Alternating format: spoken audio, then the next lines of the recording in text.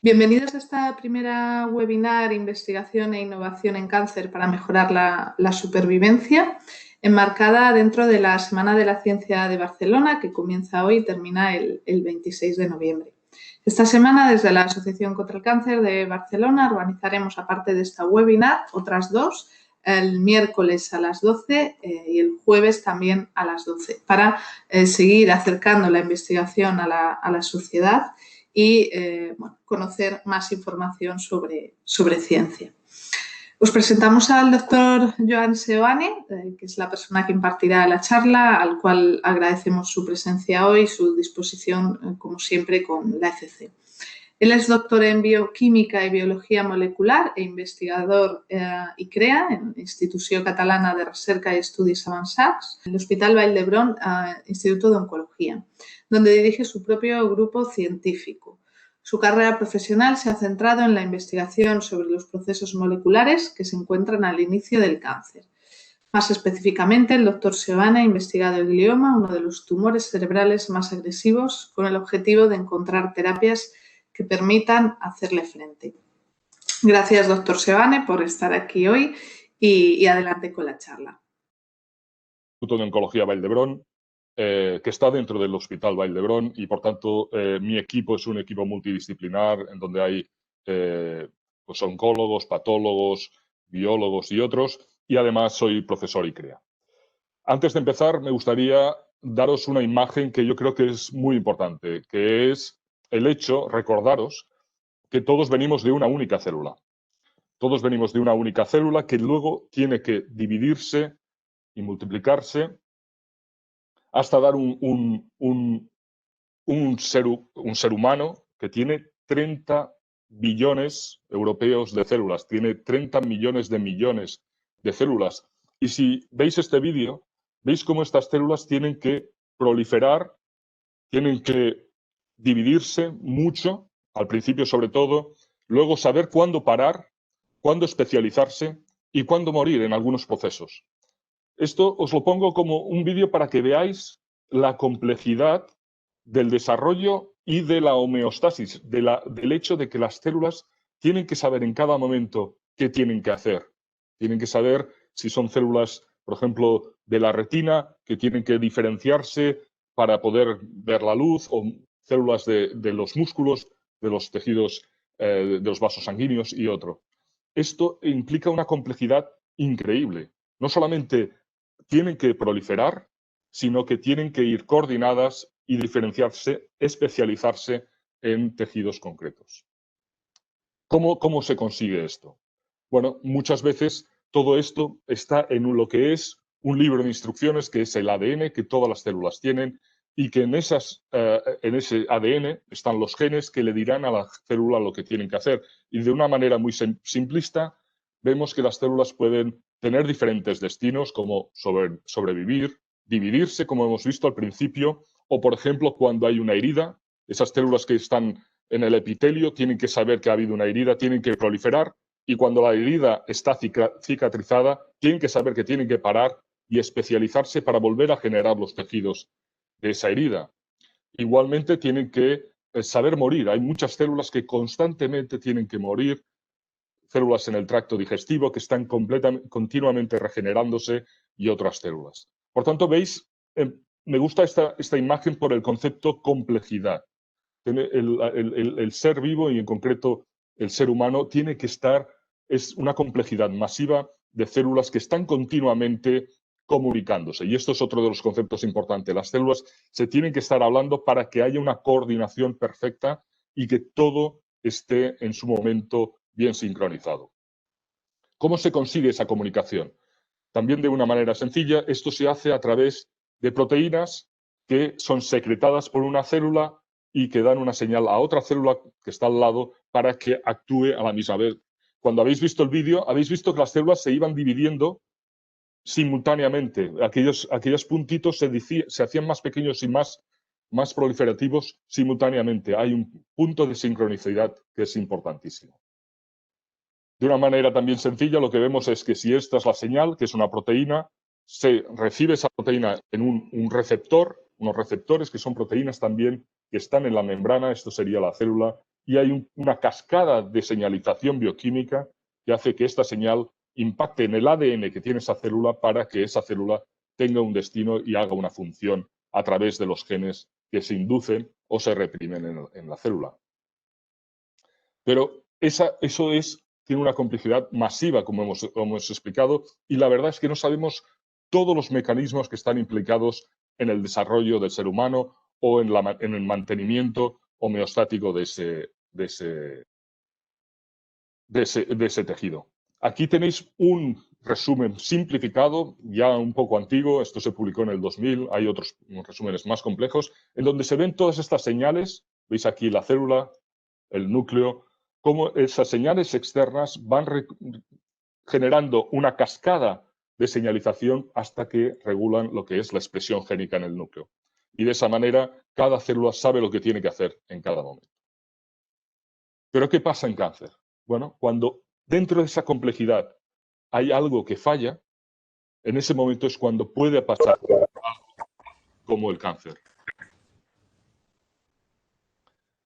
El cáncer es un proceso progresivo en donde vemos cómo estas células van adquiriendo nuevas actividades y nuevas funciones a lo largo de la progresión del cáncer. Esto también es importante. El cáncer va generándose a través del tiempo. Y aquí veis también de manera sencilla como un epitelio, donde veis las células que están bien ordenadas y bien polarizadas, que saben exactamente dónde están paradas a nivel de proliferación. De repente hay un error en esa señalización, en aquel mapa de señalizaciones integradas, y empiezan a proliferar sin control. Esto es lo que llamaríamos un adenoma. Después, ese adenoma hace que, durante el tiempo, algunas de esas células pierdan sus características de célula epitelial y puedan empezar a cambiar su especialización y hacerse más, en nuestro argot decimos, desdiferenciadas, que no tienen la función que deberían tener. Sería el carcinoma in situ. Y luego tenemos el carcinoma invasivo, donde esas células empiezan a invadir el tejido circundante, y no solamente eso, esas células pueden intravasar, meterse dentro de los vasos sanguíneos, moverse por el cuerpo, a través del cuerpo, a través de los vasos sanguíneos, y luego extravasar, es decir, salir del vaso sanguíneo en otra localización para regenerar el tumor. Eso sería lo que es la metástasis, que es la diseminación del cáncer en otros tejidos, como puede ser metástasis en hueso o en pulmón. Esto es lo que es la realidad del esquema que os he enseñado antes. Aquí tenéis un epitelio normal, las células bien organizadas, empieza a haber un adenoma, las células empiezan a proliferar, empiezan a cambiar sus características y al final se ve cómo esas células pueden invadir el tejido circundante. Pero todo ese proceso, que es una aberración del sistema tan bien controlado que os comentaba que tiene el desarrollo y el control de la homeostasis, se debe a problemas en el DNA, en lo que nosotros llamamos mutaciones. Hay errores en ese libro de instrucciones dentro de los genes que darán lugar a esas proteínas, y esas mutaciones son las que hacen que todo ese control, esa coordinación falle y se genere el cáncer. ¿Cómo se generan esos errores? Bueno, hay dos tipos de cánceres, podríamos decir. Lo que serían hereditarios, es decir, son errores que se pueden transmitir de padres a hijos, y eso podría ser de una manera también general un 10% de los tumores. Y hay otros que son errores que los adquirimos mediante la interacción con el ambiente. Uno, el tabaco. El tabaco lo que hace es, cuando lo respiramos, es que se generen errores, normalmente en las células de los pulmones, y esas células empiecen a hacer cosas que no toca debido a esas mutaciones. Por tanto, una de las mejores maneras de prevenir el cáncer es parar de fumar. ¿Por qué? Porque así no tenemos la causa que genera el cáncer y así evitamos la formación de cáncer. Pero también hay otros tipos de factores ambientales que inducen esos errores. Por ejemplo, la luz ultravioleta, el sol en la piel puede generar esos errores, la radiación ultravioleta, y hace que en algunos casos se pueda generar incluso melanoma, es tumor de la piel. Algunos productos químicos, infecciones virales, tenemos por ejemplo el caso del papiloma, que se sabe que a través de la vacunación contra el papiloma prevenimos lo que es el tumor de cérvix, y es el papiloma lo que hace que haya tumores de cérvix, y la prevención es vacunarse contra el papiloma, o hepatitis, virus de la hepatitis, que lo que hacen es generar una inflamación en el hígado, en este caso, que puede derivar en un hepatocarcinoma, un tumor de hígado. Es uno de los puntos más importantes, porque si nosotros conocemos la causa, lo que haremos es lo mejor para la cura del cáncer, que es prevenirlo. Y aquí hay mucha investigación para buscar las causas de tumores que no sabemos cuál es su causa. Por ejemplo, el tumor cerebral o el tumor de mama, todavía no sabemos exactamente qué es lo que puede inducir ese tumor, y por tanto, esa investigación es fundamental para, si encontramos la causa, evitarla y así evitar el tumor. Por ejemplo, evitar fumar para evitar el cáncer de pulmón. Bueno, hagamos lo mismo en otros tipos tumorales. Y por tanto, en esto es un tema súper importante que en el futuro dará más lugares, más resultados. El problema que hay en este tipo de investigación es que es muy difícil determinar una causa si la causa genera un tumor al cabo de varios años. ¿Cómo podemos saber si un tumor de mama ha sido debido a una mutación debida a no sé qué de hace muchos años? En eso estamos estudiando.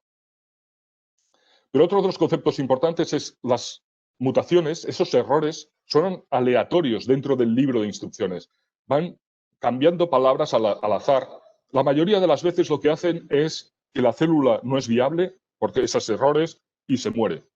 Y por tanto la probabilidad de tener un tumor es relativamente baja, porque muchos de esos errores se eliminan simplemente porque no son viables. Es como si le diéramos martillazos a un coche y en vez de que el coche no funcione, el coche va más rápido y pierde los frenos. Ese es un poco el concepto. Estamos recibiendo constantemente esas mutaciones y de repente hay una mutación que le da una ventaja selectiva a esa célula que empieza a proliferar más que el resto. Y esa le da una ventaja selectiva a nivel de la evolución. Es decir, esas células son más, serán capaces de generar un tumor. Y por tanto es poco probable, pero cuando se da, se selecciona. Y el hecho de que las mutaciones sean completamente aleatorias hace que los tumores sean diferentes. Es decir, los errores de cada célula son diferentes, los errores de cada tumor son diferentes y, por tanto, los tumores de cada paciente son diferentes. Y esto es un concepto importantísimo porque deriva en el concepto de la medicina personalizada. Si los tumores de los pacientes son diferentes, tenemos que saber en ese paciente cómo es su tumor para saber cuál es el tratamiento idóneo. No voy a entrar en esta diapositiva, pero básicamente esto es lo que llamaríamos un tumor de cerebro, que lo llamamos glioblastoma.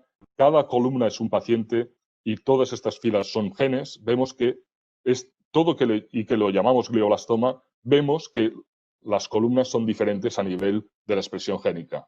Por tanto, son diferentes, tienen una biología diferente, tienen sensibilidades diferentes al tratamiento. Tenemos que saber en cada tumor cuál es el tratamiento. Tenemos que hacer medicina personalizada.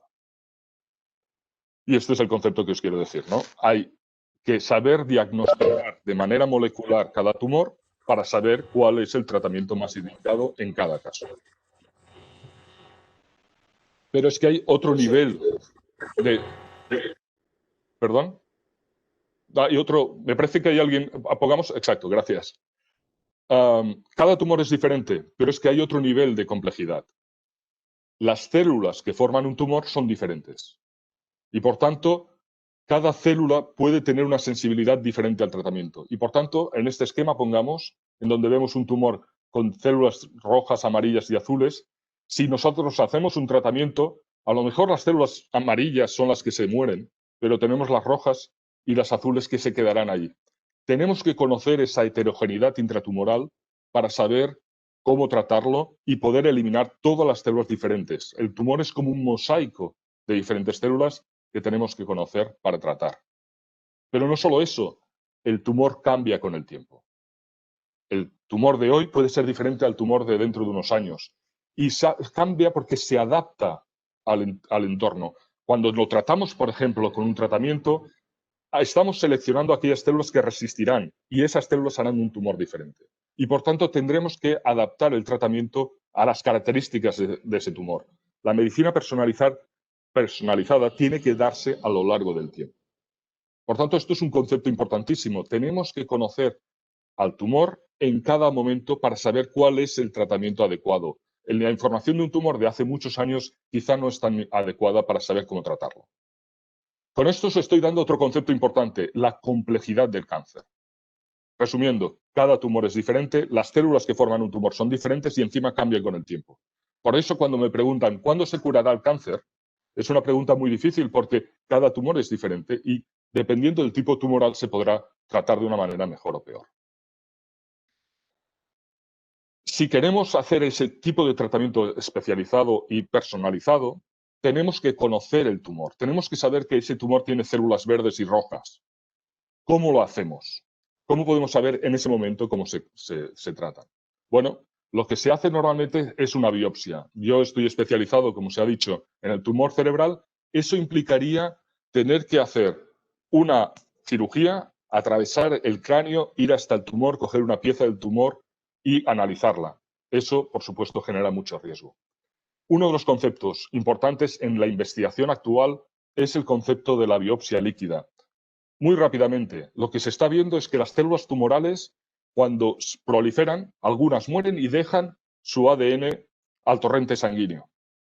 Gracias a la tecnología podemos coger ese ADN y analizarlo, de manera que simplemente por un análisis de sangre podemos saber cuáles son las mutaciones de ese tumor sin tener que hacer una biopsia. De esa manera podemos hacer una analítica mucho más seguida y saber cómo son las características de ese tumor en cada momento y así ajustar el tratamiento a cada característica. Esto es una vía de investigación que nosotros estamos desarrollando y otros grupos y que está dando una información muy buena. Otro de los conceptos importantes que se está estudiando hoy en día es el concepto de célula madre tumoral, en inglés cancer stem cell. Todos los tejidos vienen de células madre, es decir, incluso podemos decir que todo el organismo viene de una célula madre embrionaria, esa única célula de la que os enseñaba al principio, que tiene que dividirse para generar los 30 millones de células que compone un organismo. Esas células tienen la capacidad de generar todas las demás células y tienen la capacidad de iniciar esos tejidos. Son las que funcionan cuando, por ejemplo, tenemos una herida, nos cortamos, hay unas células madre que empiezan a especializarse, a proliferar para regenerar el tejido. ¿Qué pasa en cáncer? También hay esas células, son células que son las responsables de la iniciación del tumor. Si conocemos esas células y las estudiamos al detalle y sabemos cómo eliminarlas, eliminaremos la recurrencia, que el tumor vuelva a aparecer. Dejadme hacer una metáfora sencilla. Es como si tuviéramos una mala hierba que tiene un bulbo. Nosotros podemos tratar lo que son las hojas, la parte aérea. Pero si hacemos eso, el bulbo, que sería la célula madre, volverá a generar la planta, en este caso el tumor. Pero si somos capaces de saber cómo es ese bulbo y eliminamos el bulbo, mataremos la planta, mataremos el cáncer. Esta es otra de las grandes líneas de investigación que se están desarrollando hoy en día, buscar fármacos que eliminen las células madre tumorales para eliminar los tumores y la recurrencia, así como la metástasis, que es la capacidad de reiniciar un tumor en otra localización. ¿Cómo obtenemos nuevos fármacos? Si tenemos que hacer medicina personalizada, tenemos que tener un arsenal de fármacos, de manera que cada tumor tendrá su fármaco para ser tratado. Por suerte, podemos agrupar los tumores por grupos y así no tenemos que tener un tratamiento por cada tumor, pero sí podemos tener tratamientos por grupos de tumores. La manera como se están encontrando tratamientos hoy en día que funcionan es a través de la investigación y la ciencia. Si conocemos a nuestro enemigo al detalle, podremos diseñar fármacos para eliminarlo. Y dentro de esta diapositiva que veis tan compleja, si empezamos a entender exactamente cómo funcionan todos estos entresijos de vías de señalización, podemos encontrar fármacos como así ha sido. Y aquí tenéis un ejemplo. Algunos fármacos de tumor de mama son tratados con Herceptin, que lo que hace es elimina esas células que tienen un receptor. ¿Os acordáis del receptor que recibe señales? Ese es un receptor que lo que hace le dice a la célula prolifera. Si bloqueamos ese receptor, la célula no prolifera, pero solamente funciona ese tratamiento en aquellas células, en aquellos tumores de mama que tienen el HER2, ese receptor que se llama HER2, amplificado, que lo tienen aberrante. Por tanto, es un tratamiento específico en base al conocimiento. Hubo alguien que estudió estas células de mama y vio que esto era el punto aberrante, diseñó un fármaco para eliminarlo. Hay otros inhibidores de esa misma manera. No voy a entrar, pero tenemos inhibidores de genes, como se llaman BRAF en inglés, de KIT. Hay inhibidores que lo que hacen es eliminan la formación de vasos sanguíneos, le quitan los nutrientes al tumor, eliminando los vasos sanguíneos para que no tengan acceso a la sangre, para nutrientes y oxígeno. Y hay otros inhibidores en base al sistema inmune. Dejadme dar un ejemplo para que veáis cómo se descubren fármacos mediante la investigación, la ciencia, y basado en dos conceptos principales, lo que es el equipo multidisciplinar. Tenemos que trabajar en equipo con gente de diferentes especialidades para todos pensar en el cáncer y saber cómo tratarlo, y el concepto de medicina translacional, es decir, que el conocimiento básico científico esté cerca del paciente para que se pueda trasladar al beneficio del paciente lo más rápido posible. Os pongo esta diapositiva porque esta planta, que se llama Veratrum californicum, es una planta que se descubrió que generaba un problema en el desarrollo de algunas ovejas. Habían unas ovejas que lo que hacían es se comían esa planta y lo que pasaba es que los descendientes de esas ovejas, los fetos de esas ovejas, generaban malformaciones, sobre todo malformaciones en el cerebro, en el cráneo, y muchas veces lo que generaban era ciclopia, es decir, que en vez de tener dos ojos, esas ovejas tenían uno. Se estudió con detalle, mediante un método científico, cómo pasaba eso. Evidentemente no querían, en un principio no sabían qué era esa planta, vieron que efectivamente cuando las madres embarazadas comían esa planta se generaba estas malformaciones. Se estudió la planta y se vio que había un compuesto orgánico generado por esa planta que generaba esta aberración. Ese compuesto lo llamaron ciclopamina simplemente porque generaba ciclopia, y de esa manera. Y eso fue un grupo de investigación que lo descubrió. Otro grupo de investigación se dedicó al estudio de cómo se desarrolla el cerebro y en concreto cómo se desarrolla el cerebelo, que es una parte del cerebro. Y descubrió una vía de señalización, ¿os acordáis de las primeras diapositivas? Donde una señal externa a la célula puede mandar una señal al núcleo para regular la expresión génica, para regular los genes. Vieron que había una proteína extracelular que se llama Hedgehog o Sony Hedgehog, que tiene un receptor que se puede llamar Patch y que tiene un mediador, en este caso se llama GLI, llega al núcleo y ahí regula los genes. Bueno, lo que vieron es que una vez visto eso, vieron que precisamente la ciclopamina, que había descubierto el otro grupo, era importante en esta vía porque la inhibía. Y al inhibirla generaba esas malformaciones en el desarrollo del cerebro y en el desarrollo del cráneo. Y un tercer grupo, lo que se vio es que unos tumores pediátricos que se llaman meduloblastoma se deben a que esa misma vía está hiperactiva. Esa señal de la vía de Sony Hedgehog o de Hedgehog, que lo que hace es que hace que el desarrollo del cerebelo está continuamente activa y por eso se generan tumores en el cerebelo. Pero ligó dos conceptos. El problema de que ese meduloblastoma tenía esa vía hiperactiva, lo ligó con el hecho de que la ciclopamina inhibía esa vía. Y efectivamente se trataron pacientes con esas particularidades y hubo una cierta respuesta desarrollando este fármaco. Pero se dieron cuenta que solamente funcionaba en pacientes que tenían esa vía hiperactiva. Otra vez el concepto de medicina personalizada. Hay que saber en cada paciente qué es lo que falla para diseñar el fármaco adecuado. Pues veis, ese es el proceso de investigación fundamental para buscar nuevos fármacos. Uno de los grandes problemas que tiene el cáncer es la adquisición de resistencia. Aquí tenéis un ejemplo que es bastante dramático. Tenemos un paciente con melanoma, no voy a entrar en el detalle, Estos puntos negros es el melanoma que se está diseminando. El melanoma, como sabéis, es un tumor de la piel, pero que puede ser metastático, como es el caso. Se descubrió un fármaco específico para melanomas que tienen una alteración, una mutación en un gen que se llama en inglés BRAF, y funcionaba fenomenal. Veis a que este paciente se trató, el melanoma desaparece. Pero ¿qué pasa? Al cabo de un tiempo vuelve a aparecer, genera resistencia. Y esto es derivado al concepto que os comenté.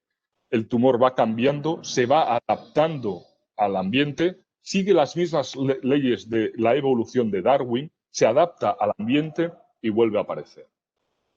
Es como cuando teníamos, ¿os acordáis cuando estudiábamos Darwin, que vemos cómo los pinzones se van adaptando a las características del ambiente?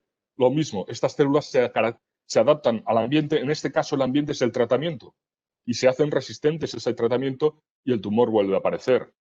Es también similar a lo que pasa, por ejemplo, en infecciones bacterianas, que hay veces que esas bacterias se adaptan al antibiótico, se hacen resistentes y vuelven a aparecer. O, por ejemplo, lo que pasa en el virus del SIDA, donde los antivirales hacen una presión selectiva para que el virus se adapte, cambia y se hace resistente.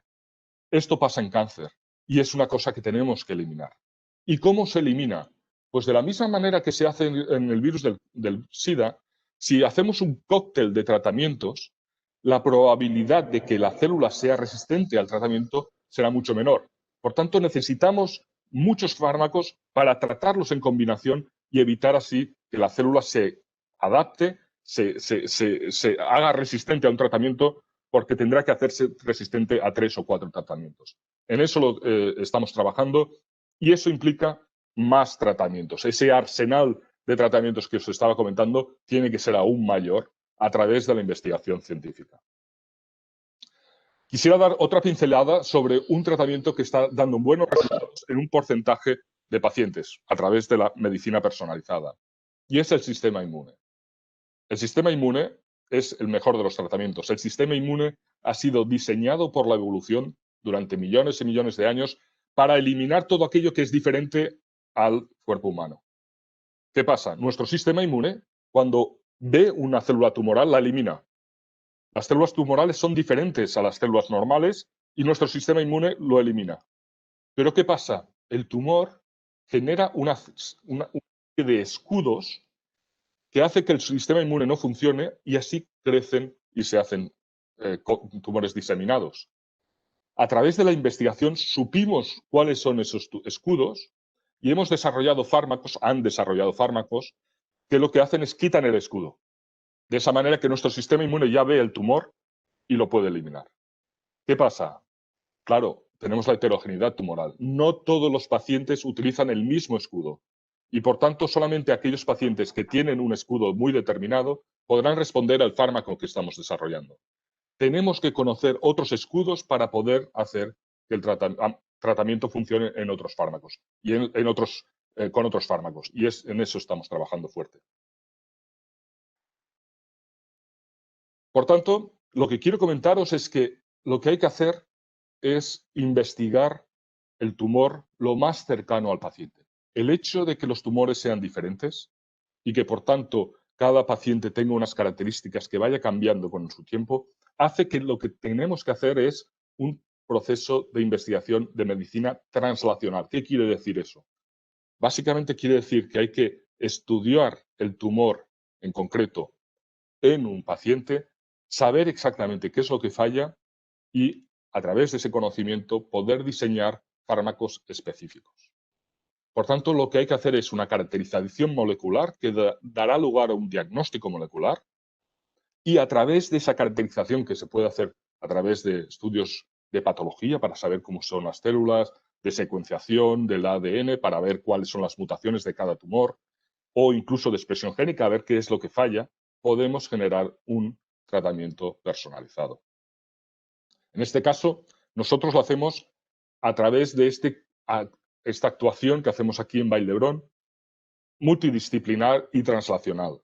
Tenemos un equipo que, por cierto, está financiado en parte gracias a la aportación de la Asociación Española contra el Cáncer. Tenemos un un proyecto suyo que nos permite generar este tipo de aproximaciones, que básicamente lo que hacemos es, en nuestro equipo, con los oncólogos, los neurocirujanos, los patólogos, los biólogos, farmacéuticos, químicos, todos juntos nos ponemos a estudiar el tumor de un paciente concreto. Los pacientes que se operan, en este caso del tumor cerebral en Vall d'Hebron, donan su tumor a la investigación y ese tumor lo que hacemos primero es caracterizarlo. Sabemos exactamente cuáles son las aberraciones que tiene. Luego pensamos, bueno, si tiene esa aberración, ¿podremos utilizar este fármaco para que funcione? Y con eso lo que hacemos es generamos modelos funcionales. Es decir, cogemos la pieza tumoral y la ponemos en cultivo. Cultivamos esas células, ya sea a través de células individuales o a través del tejido. No voy a entrar en el detalle. Con esos cultivos podemos tratar esas células que vienen de un paciente concreto para ver si un fármaco funciona o no funciona.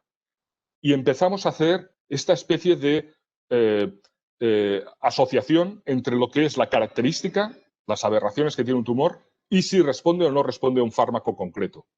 Y de esta manera, en el futuro no será necesario hacer todo esto, sino sabremos, usted tiene esta característica A, necesita el fármaco X25. Con eso estamos empezando a ver lo que en nuestro argot llamamos marcadores, biomarcadores para seleccionar fármacos. Pero no solo eso, empezamos a diseñar nuevos fármacos. Al entender qué es lo que falla, diremos, ostras, aquí vemos que falla este gen, esta molécula. Bueno, vamos a ver si diseñando esta otra molécula podemos reparar y hacer que eso sea un fármaco. También lo que hacemos es cogemos el tumor y lo inoculamos en ratones inmunodeprimidos, en ratones, y ese tumor regenera el tumor del paciente en un ratón. Por tanto, podemos tratar ese ratón y ver si funciona o no funciona el fármaco correspondiente. Con todo ello lo que hacemos es ciencia.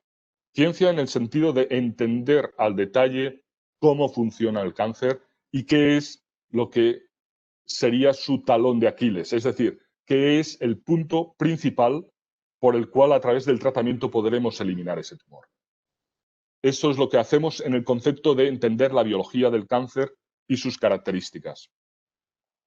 Pero por otro lado, también lo que hacemos es desarrollamos fármacos o ayudamos a desarrollar fármacos en lo que nosotros llamamos estudios preclínicos. Es lo que os acabo de decir. Cogemos estos modelos, los tratamos, miramos a ver cómo funciona y vemos si un fármaco funciona o no funciona, cómo podemos mejorar ese fármaco y también cómo podemos hacer que el fármaco se seleccione a unos pacientes concretos, a un tipo tumoral o unos tumores que funcionen en concreto. Otra de las cosas que hacemos es utilizamos ese concepto de biopsia líquida. Obtenemos sangre de estos pacientes. Nosotros, en el caso del tumor cerebral, hemos descubierto que el líquido cefalorraquídeo es muy importante para también hacer el concepto biopsia líquida, que es la posibilidad de caracterizar estos tumores simplemente con un análisis de sangre, mediante la obtención del ADN, secuenciación del ADN, ver las aberraciones que tiene ese tumor y en función de ese conocimiento ajustar el tratamiento a ese paciente. Todo esto lo hacemos con la voluntad de mejorar la vida de esos pacientes que están en Vall d'Hebron y de mejorar el tratamiento de pacientes en un futuro.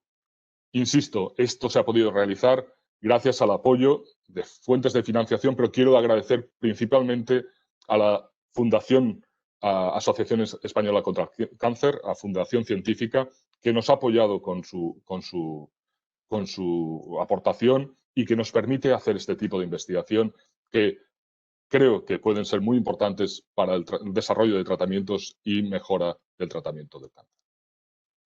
Y con esto quería acabar con dos conceptos para el futuro. ¿Cuáles son los grandes desafíos que tenemos en el tratamiento del cáncer? Pues uno, ya os lo he ido explicando, esto sería como un resumen. Primer problema grave, cada paciente es diferente. ¿Esto qué quiere decir? Tenemos que saber en cada paciente qué es lo que falla para saber cuál es el tratamiento más adecuado para ese paciente. Tenemos que generar este sistema de diagnóstico en cada paciente para saber cómo tratarlo. Intentar pasar de lo que es un tratamiento universal a un tratamiento más específico, personalizado. Segundo problema, no solamente los tumores de cada paciente son diferentes, sino que las células que forman esos tumores son diferentes. Por tanto, tenemos que saber cómo son esas células y cómo tratarlas. En este sentido, quizá generar combinación de tratamientos para eliminar todas aquellas células. Si os acordáis de la diapositiva, eliminar las verdes y las rojas. Esto que tenéis aquí, esta imagen, es realmente un tumor cerebral real. Las hemos pintado, las hemos teñido con diferentes mecanismos, pero vemos que hay células verdes y células rojas. Hay que saber cuáles son y hay que saber cómo eliminarlas para que no quede ninguna y vuelva a aparecer. Y el tercer punto es que esas, además, cambiarán con el tiempo. Tenemos que poder monitorizar ese cambio mediante, por ejemplo, biopsia líquida, para ajustar el tratamiento a lo largo del tiempo. Es esta evolución darwiniana que todos los seres vivos hacen, intentan adaptarse a su ambiente. Bueno, las células tumorales también intentan adaptarse al entorno para sobrevivir. Tenemos que conocer esos mecanismos de adaptación para eliminarlos y poder acabar con ellos. ¿Cuáles son los futuros pasos importantes en el tratamiento del cáncer? Prevención, os lo he comentado al principio, súper importante saber qué es lo que causa el cáncer. Por supuesto, dejar de fumar. Está claro que si se fuma hay alta probabilidad de tener cáncer. Tenemos que buscar el tabaco de otros tumores que todavía no conocemos. Tenemos que saber qué es lo que causa el cáncer para eliminarlo. Caracterización del tumor y, por tanto, diagnóstico molecular. Métodos fáciles y rápidos para saber en cada momento cómo es el tumor. Esto es una línea de investigación fundamental. Generar esa medicina personalizada y ese tratamiento combinatorio que os comentaba. Necesitamos saber qué tratamientos son importantes para cada paciente y, por tanto, necesitamos tener ese arsenal de tratamientos para poder seleccionar qué tratamiento es el más adecuado para cada paciente. Necesitamos, por tanto, descubrir nuevos fármacos, necesitamos más fármacos y poder utilizarlos en combinación. Y esto se asocia al concepto de selección de marcadores. Necesitamos saber qué características tiene que tener un paciente para poder responder a un tratamiento concreto. Por tanto, necesitamos investigación en este entorno. Y finalmente, un concepto que yo creo que es muy importante, el concepto de la inmunoterapia, que nos está dando unos resultados muy positivos, pero solamente en un porcentaje concreto de pacientes. Necesitamos saber cuáles son los escudos de otros pacientes con otros tumores para poder eliminarlos y poder hacer que nuestro sistema inmune actúe contra el cáncer. Pienso que es una manera de tratar estos tumores muy buena porque, como os he dicho, el sistema inmune está diseñado durante millones y millones de años para cualquier cosa que es diferente y encima cambie. Puede eliminar una cosa que cambie. Por tanto, sería muy bueno descubrir esos escudos que tiene el cáncer para tratar el cáncer con uno de los mejores tratamientos, nuestro propio sistema inmune. Bueno, y con esto quería acabar y dar un poco de tiempo a preguntas si tenéis. Os he querido dar unas pinceladas en general de lo que se está haciendo en investigación del cáncer, tener una idea de sobre todo los desafíos, de la complejidad que nos estamos encontrando, de lo difícil que es tratar este cáncer que es diferente y cambia, y con esto daros un apoyo, agradecer vuestro apoyo a este tipo de iniciativas de mi laboratorio y de otros. Muchas gracias. Muchas gracias, doctor Seoane. Ha sido una información altamente interesante. Yo creo que para las personas que sabemos poquito de ciencia y de investigación, pues ha sido muy revelador e interesante escucharlo.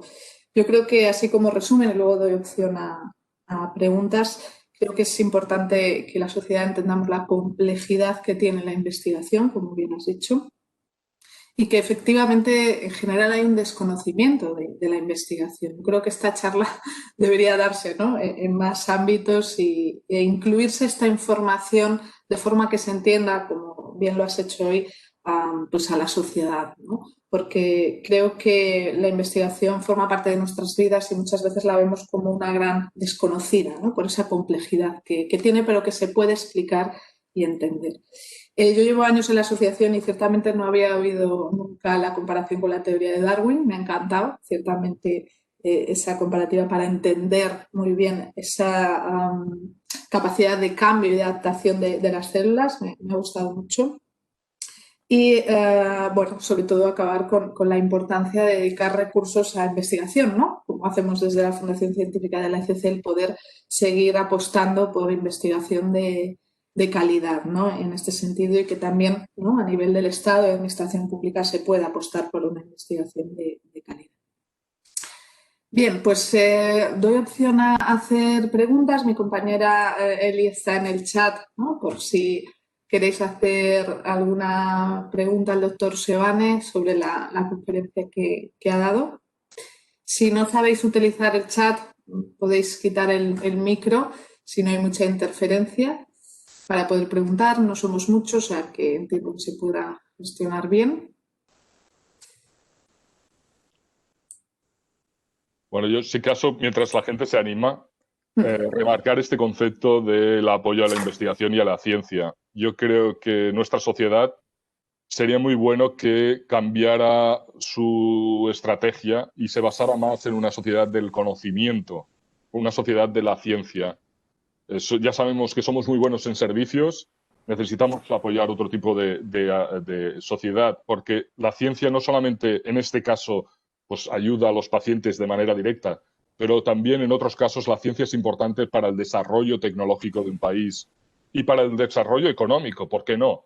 Cada fármaco que nos estamos tomando, estamos pagando royalties a alguna empresa, normalmente de Alemania, Estados Unidos. ¿Por qué no podemos hacer estos fármacos aquí? ¿Por qué no podemos revertir ese esfuerzo a nuestra sociedad y hacer que tengamos más investigación que generará más riqueza? Y esto es algo que me gustaría que, como decíamos, a lo mejor a nivel incluso político se pudiera entender y que se apoyara y se apostara de manera definitiva en este tipo de iniciativas. Es una de las cosas que se está viendo hoy en día en el problema que tenemos con el coronavirus, ¿no? Es ¿por qué no podemos ser nosotros los que hagamos la vacuna? Porque necesitamos esa estructura científica para poder hacer cosas de gran importancia para la sociedad. Totalmente de acuerdo. Yo creo que hay una parte, ¿no?, de apuesta de la administración pública, del Estado, por este tema, y luego también, como siempre digo, ¿no?, la educación emocional se tiene que incluir desde pequeños, una base, y creo que el tema de la ciencia también, ¿no?, que sea paralelo, ¿no?, a que esa apuesta por la ciencia en España, pero también a que desde muy pequeñitos se nos plantee o se nos intente crear un pozo, ¿no?, para que haya futuros investigadores que apuesten pues, por carreras de ciencia y puedan estar pues, donde estás tú hoy en día haciendo frente a la labor de investigación y de ciencia, ¿no? Y también con nuestro programa de voluntariado por la ciencia, ¿no?, con los talleres dirigidos a niños, intentamos con ese atractivo, ¿no?, el llamar la atención a esos niños de que existe un área que a lo mejor no está en nuestro día a día, que como decía lo vemos muy lejano, pero que es súper interesante y que puede conseguir mucho, ¿no?, en lo que es afrontar las enfermedades y el poder también ser un país que sea fuerte en este sentido y que genere, o sea, ¿no?, facilidad también a la hora de ayudar a las personas con cáncer y a ser fuertes económicamente, claro que sí, porque voy leyendo una pregunta que hay en el chat. Bien, de un cáncer primario de mama luminal A con metástasis en hueso con triple negativo y con metástasis en calota craneal y meninges, cuyo tipo no está biopsiado, la única forma de conocer su genética es a través del líquido cefalorraquídeo. ¿La biopsia en sangre no ayudaría en nada al tema del cerebro? Gracias por la interesante exposición. Bueno, nosotros hemos estado trabajando en este aspecto durante varios años. Lo que estamos viendo es que cuando el tumor se encuentra en el cerebro, el ADN no deriva o deriva mucho menos en sangre que en el líquido cefalorraquídeo. La respuesta es que para conocer su genética, lo mejor sería hacer un análisis del líquido cefalorraquídeo para saber exactamente qué mutaciones tiene. Es evidente que no es la única forma. Si se pudiera hacer, y este es un caso que dependería del oncólogo y el neurocirujano, si se pudiera hacer una biopsia, también se podría hacer esta caracterización. En sangre es probable que salga muy poca cantidad. Hay algún caso en donde sí que también se ve DNA en sangre, es pues un punto para estudio y saber exactamente cómo proceder. Pero en general, los tumores cerebrales dan el ADN más en el líquido cefalorraquídeo que en la sangre. Vale. Gracias, Isabel, por la pregunta. Bueno, veo que no hay preguntas y... Sí, Basilisa, sí. Un segundito. Basilisa, ya estás. Hola, buenos días, doctor. Un placer oírle hablar. En concreto, cuando a partir de ahora o que también la investigación en los cánceres cerebrales, en lugar de hacer la biopsia, que se puede hacer ya a través de una analítica, creo que es un gran... O sea, oírlo. Yo tengo una pregunta que me preocupa. Un paciente que de cáncer cerebral, sus descendientes, ¿hay alguna prueba como prevención que se puedan ir haciendo igual que en otro tipo de cáncer? Pues una prueba en que para ver si tienes alguna posibilidad de un día desarrollar el cerebro. A ver, lo que hay que hacer en estos casos y lo que se hace sobre todo se mira un poco la historia familiar, es decir, si se han dado casos de este tipo tumoral en la familia. Si ese es el caso, se va a lo que es a la unidad de consejo genético, que allí explican exactamente todas las posibilidades que hay. Es verdad que hay algunos, muy pocos, tumores cerebrales que pueden ser debidos a causas de mutaciones que son transmitidas de padres a hijos, pero son pocos. Normalmente lo que se hace en estos casos es mirar si hay algún historial de este tipo tumoral en las familias. Y para poder hacer en mi caso, con uno de mis hijos, esto tiene que dirigirse a cualquier hospital. Tiene que ir a un hospital que tenga una unidad de consejo genético. Aquí en Valldebón tenemos una y en otros hospitales también hay. Y allí se les explica el caso y le harán el análisis. De acuerdo. Muchas gracias. Gracias. Gracias, Basilisa y doctor Sebane. ¿Alguna pregunta más? Bien. Bueno, yo solo una última pregunta, doctor Sebane, y ya cerramos la charla. Has hablado del sistema inmune, ¿no? Que hay esperanza en que pues, el sistema pueda hacer frente o bien que vosotros con los fármacos pues, ayudáis en ese sentido. Es una pregunta sencilla, ¿no? A lo mejor ya lo sabemos y no lo aplicamos, pero ¿de qué manera podemos hacer fuerte nuestro sistema inmune de base como prevención para evitar el cáncer, en la medida de lo posible? A ver, una de las cosas que está clara es que cuanto más sanos estemos, en general, mejor. Es decir, hacer una buena dieta, hacer ejercicio físico rutinario, eso es muy bueno para muchos motivos, entre ellos el sistema inmune. Por tanto, una de las cosas que es muy importante es cuidarnos a nivel de salud a lo largo del tiempo para evitar cualquier cosa que no vaya bien. Por ejemplo, una obesidad puede generar algún impacto en lo que es el sistema inmune y otros problemas, o, por ejemplo, fumar o hacer otras actividades que no son correctas o de buena salud.